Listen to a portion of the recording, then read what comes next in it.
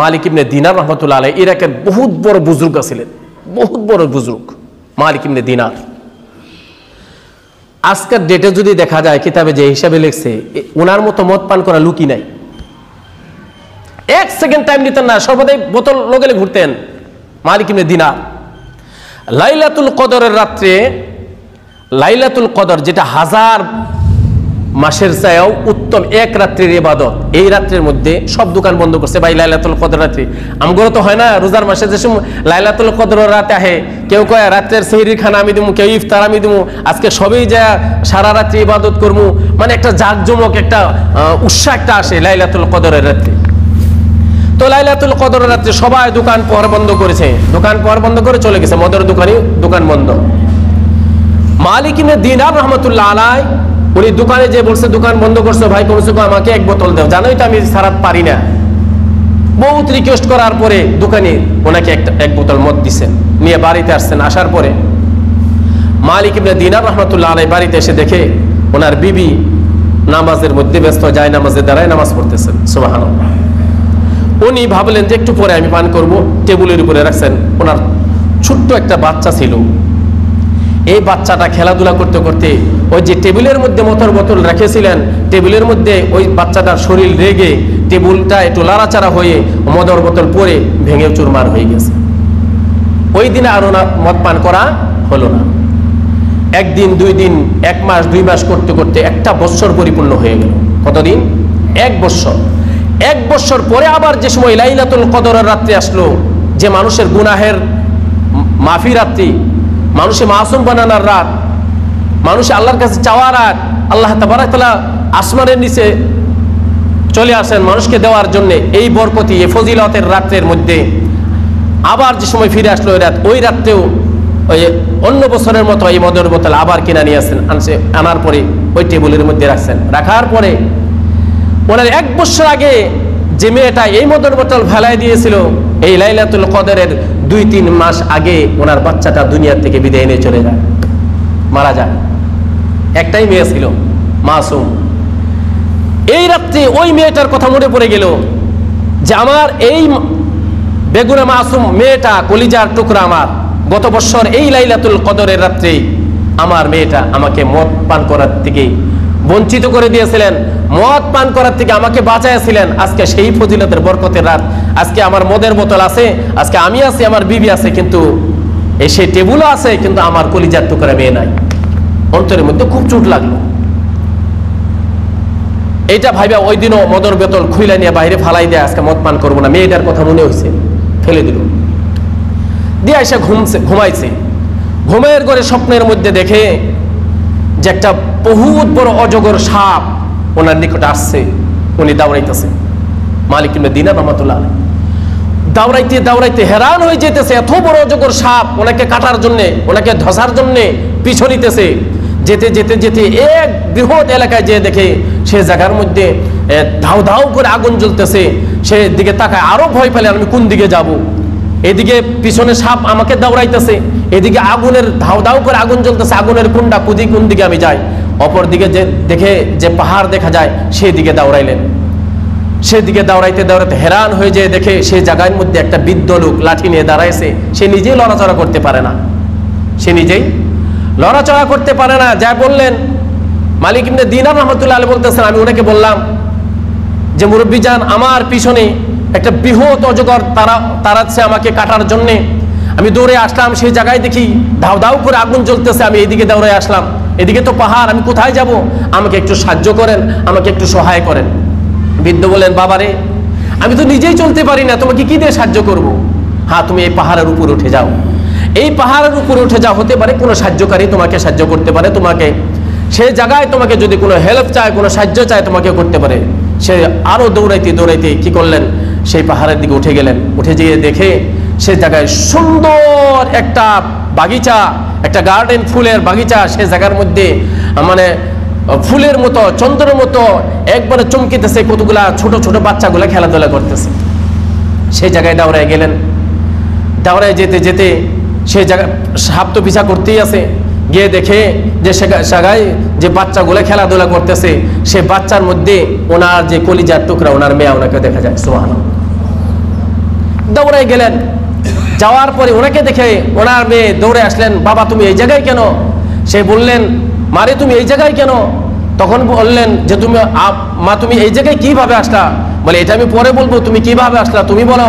তখন ওনার আব্বা অর্থাৎ মালিক ইবনে দিনার বলতে লাগলেন যে আমার পিছনে একটা অজগর বৃহৎ একটা সাপ আসতেছে, ওই যে দেখো আসতেছে সাপটা আমাকে খাওয়ার জন্য।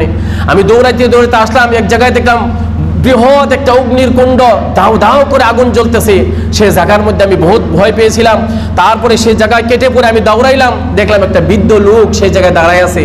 উনি আমাকে রাস্তাটা দেখাই দিয়েছেন। আমি এই জায়গায় পৌঁছিলাম, এসে দেখি তোমরা বাচ্চাগুলো খেলাধুলা করতেছো, এটা কোন জায়গা এবং কিভাবে তুমি এই জায়গায় আসলাম? তখন মেয়েটা বললেন, বাবা এই জায়গার মধ্যে আল্লাহ তাবারক তাআলা আমাকে দিয়েছেন যে এই জায়গায় ওই রাত্রি, যে রাত্রি তুমি মদের বোতল নিয়ে আসলে খাওয়ার জন্য, লাইলাতুল কদরের রাত্রি, দোয়া কবুলের রাত্রি, শহীদ হওয়ার রাত্রি, সেই রাত্রির মধ্যে যে আমি তোমাকে মদ পান করার থেকে আমি তোমাকে বেঁচেছিলাম। এই সিফতের জন্য আল্লাহ তাবারক তাআলা আমাকে জান্নাতে দিয়েছে। এটা হলো জান্নাত, এগুলো সমস্ত জান্নাতি বাচ্চারা, এদের সাথে আল্লাহ তাআলা আমাদেরকে দিয়েছে। তখন বললে, তাহলে বলো আমাকে যে সাপটাই দৌড়াইতেছে, কেন দৌড়াইতেছে? যখন সাপটা কাছে আসলো, এই মেয়েটা নিজের আব্বাকে ডাইন হাত দিয়ে পিছনে আনে, সাপটাকে বা হাত দিয়ে তাড়া দিলেন, সাপটা সাথে সাথে চলে গেল। সুবহানাল্লাহ, সাথে সাথে চলে গেল। মালিক ইবনে দিনার আচরিত হয়ে বললেন, মা তোমার এত শক্তি আল্লাহ তাআলা কিভাবে দিল যে এই সাপটা আমাকে, এত বড় সাপ আমাকে তাড়াইতেছে, আমি ভয় পেলাম। আর তোমার সাধারণ বাম হাতের ইশারার দ্বারায়, থাপ্পড়ের দ্বারায় এই সাপটা চলে গেল সাথে সাথে। এদিকে হরকত করারও তার শক্তি হলো না, হিম্মত হলো না। এত শক্তি আল্লাহ তাআলা তোমাকে কিভাবে দিল? তখন বলল, বাবা দেখো এই সাপটা হলো তোমার নফস, এই সাপটা হলো তোমার নফস। তোমার নফস অর্থাৎ আমাদের নফস হলো, নফসে যেটা চাই এটাই আমরা দেই। বলে আজকে নামাজ পড়বো না, ঠিক আছে পড়বো না, এটা হলো নফস। আজকে আমরা মদ খাবো, এটা হলো নফস। আজকে আমরা এই জায়গায় খারাপ কাজ করব, এটা হলো নফস।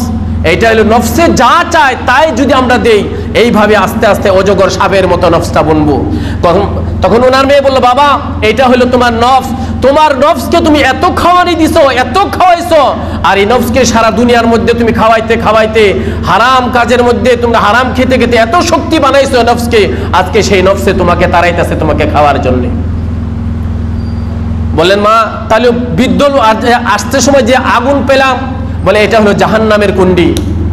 গুনাহ করতে করতে যারা তওবা না করে তাদেরকে এই জায়গার মধ্যে ফেলে দেওয়া হবে, আজীবন তারা এই অগ্নিকুণ্ডে পড়ে থাকবে। মালিক ইবনে দিনার ওনার মেয়েকে বললেন, তাহলে এই বৃদ্ধ লোকটা যাকে আমি বললাম যে আমাকে সহায় করেন, সে সহায় করতে পারলো না, বৃদ্ধ হয়ে গেছে। তখন বললেন, ইনি হলেন আপনার রূহ, অর্থাৎ আল্লাহ তাআলা যে রূহ দিয়েছে। গত সপ্তাহে আমি বলেছি যে রুহের খাদ্য হইল আল্লাহ তাআলা, রূহ হইল আসমান থেকে আল্লাহ দিয়েছে, রুহের খাদ্য হইল নামাজ, যেটা আসমান থেকে দিয়েছে। দুনিয়ার কোনো খাদ্য রুহের প্রয়োজন নাই। মালিক ইবনে দিনার রাহমাতুল্লাহ আলাইহি মেয়ে বললেন, বাবা এই বৃদ্ধটা হলো তোমার রূহ, একে কোনোদিন তুমি কোনো খানা দেও নাই, কোনোদিন জিকির করো নাই, কোনোদিন কলেমা পড়ো নাই, কোনোদিন নামাজ পড়ো নাই, কোনোদিন আল্লাহর কথা তুমি স্মরণ করো নাই। আর না করতে করতে এটা এত কমজোর হয়েছে, এত কমজোর হয়েছে, তুমি যে নফসের খাওয়া দিয়ে বৃহৎ অজগর তুমি বানায় দিয়েছো। শরাব পান করে করে এই অজগরটা এত বড় আজকে তোমাকে পান করার জন্য, তোমাকে খাওয়ার জন্য তোমার পিছু তারা করতেছে। আর যাকে শক্তিশালী করা লাগে দুনিয়ার মধ্যে তোমাকে সাথ দিবে, জাহান্নামের থেকে বাঁচিয়ে তোমাকে জান্নাতে আনবে, যেটা রূহ, এর খাদ্য তুমি দেও নাই, এর খাদ্য তুমি দেও নাই। যার জন্য ওই রূহটা এই বৃদ্ধ সে কমজোর হয়ে গেছে, আর যেটা তোমার নফস এটা শক্তিশালী হয়েছে, যার জন্য নফসকে সহায় করার জন্য রূহের তাকত নাই। এই হইল তোমার ইতিহাস। তখন মালিক ইবনে দিনার এই মেয়েটার কথা শুনে তখন ওই ঘুমের ঘরেই, এই ঘুমের মধ্যেই তওবা করেছেন, আল্লাহ আমি জীবনে যা কিছু করেছি, যত মদ পান করেছি, আমি আজকের থেকে তওবা করলাম, আর জীবনে কোনোদিন আমি মদ পান করব না। আজকের থেকে আমি নফসের খানা দিব না, আজকে থেকে মনে যেটা চাবো এটা আমি করব না। আজকের থেকে আল্লাহ যেটা চাবে, আল্লাহর রসুল যেটা তরিকা শিখাইছে এটা আমি করব। ওই মেয়ের কথায় ঘুমের ঘরে জেগে উঠে তওবা করে নিয়েছেন। তারপরে ওই যে মালিক ইবনে দিনার রাহমাতুল্লাহ আলাইহি তারপরের থেকে এই যে সময় থেকে রুহের খানা দেওয়া শুরু করেছেন, আল্লাহ তাবারাক তাআলা পৃথিবীর বুকে সবথেকে বড় একজন ওলি আল্লাহ তাবারাক তাআলা দুনিয়ার বুকে ওনাকে বানাই দিয়েছেন। সুবহানাল্লাহ, সবথেকে বড় ওলি মালিক ইবনে দিনার রাহমাতুল্লাহ আলাইহিকে আল্লাহ তাবারাক তাআলা বানাইছেন। ভাই মহতরম, দোস্ত বুজুর্গ, আমরা যত বড় অপরাধ করি না কেন, যত পাপ করি না কেন, আল্লাহর কাছে যদি তওবা আমরা চাই, আল্লাহ তাআলা বলে দিবেন, আল্লাহ তাআলা বলে দিবেন যে আমার কুল ইয়া ইবাদিয়াল্লাযীনা আসরাফু আলা আনফুসিহিম লা তাকনাতু মির রাহমাতিল্লাহ। কুল ইয়া নবীজি আপনি বলে দেন, ইয়া ইবাদিয়াল্লাযী, এ আমার বান্দারা, তোমরা কুল ইয়া ইবাদিয়াল্লাযীনা আসরাফু আলা আনফুসিহিম, তোমরা নফসের মধ্যে যত অপরাধ করো না কেন সীমা ছাড়াই যাও। অপরাধ করতে করতে করতে করতে করতে তোমরা সীমা যদি অতিক্রম করো, লা তাকনাতু মির রাহমাতিল্লাহ, একটা কথা মনে রেখো, আমি আল্লাহর রহমতের থেকে কোনো সময় মায়ুস হইও না, কোনো সময় মায়ুস হইও না। একবার খালি তুমি আমার দরবারে এসে বিশ্বাস করেন, আপনি সারা জীবন অপরাধ করছেন, মদ পান করেছেন, জুয়া খেলেছেন, তাস খেলেছেন, জিনা করেছেন, অপরাধের উপর অপরাধ করেছেন, একবার নিশি রাত্রে জায়নামাজের মধ্যে দাঁড়ায় আল্লাহর কাছে একবার যদি কোন, আল্লাহ আমি তোমারই বান্দা, আমি তোমার বান্দা, আমি অপরাধ করছি, আল্লাহ আর তো কোনো রাস্তা নাই, যাব কোথায়? এই সারা আসমান জমিন কোন জায়গায় যাওয়ার রাস্তা নেই তোমার বাইরে, আমাকে মাফ করে দাও। বিশ্বাস করেন, একবার আল্লাহকে ডাকেন, সাথে সাথে আল্লাহ তাবারক তাআলা আপনার জিন্দেগির সমস্ত গুনাহ মাফ করে দিবেন। সুবহানাল্লাহ।